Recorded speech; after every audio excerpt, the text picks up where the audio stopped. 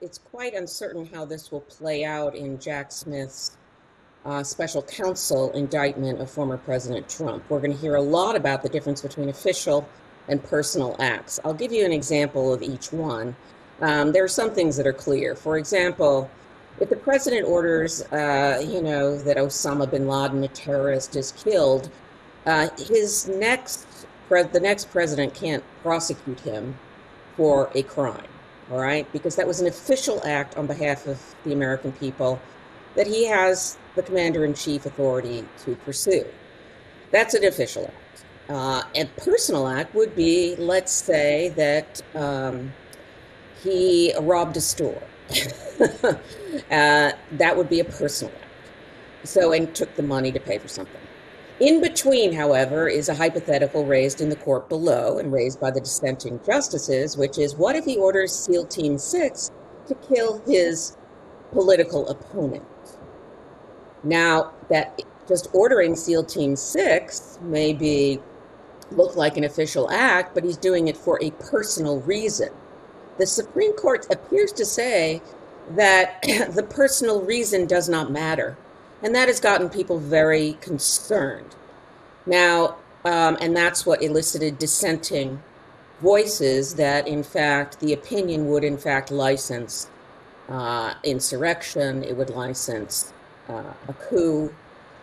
I believe that this is not what the majority intended. Our rule of law is very strong, and we're going to see it in action when it goes down to the trial court.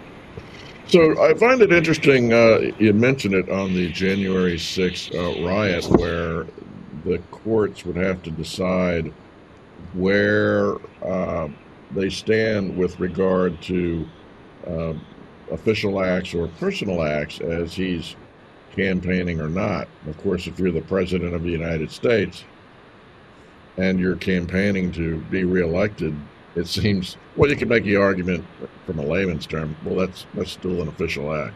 It's kind of interesting where it goes. It is interesting. His speech is certainly protected under the Supreme Court's current opinion. On the other hand, if you work in the White House, you know that every president and vice president has a set of lawyers who divide his time between campaign events and public events, because it is a felony for anyone to spend money to campaign. The taxpayers don't pay for campaigns, and they don't want to pay for campaigns.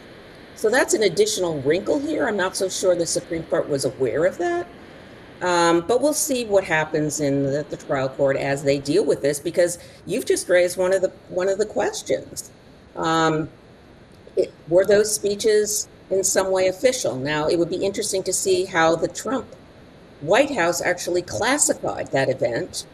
And I believe that the D.C. Circuit has already held in a case called Blassingame that this was classified as a campaign event and therefore personal. But that would be subject to question in the lower court as we proceed. Also, another issue is some of his conversations with then Vice President Mike Pence, and whether those conversations are going to be private and official acts. What about that? That's going to be an interesting question, because the court said that they were presumptively immune, but that was a rebuttable presumption. And it's not quite clear what it would take to rebut that presumption. Presumably, if there were an order to kill the vice president for a personal campaign reason, that would be personal. But the opinion, unfortunately, and I think this was the saddest thing about it, wasn't particularly clear. And so we want the rule of law to be clear. We want it to be stable. Business wants stability, wants certainty. It will be up to the district court judge to try to hear the arguments, and the American people will see that, and I think that's a good thing.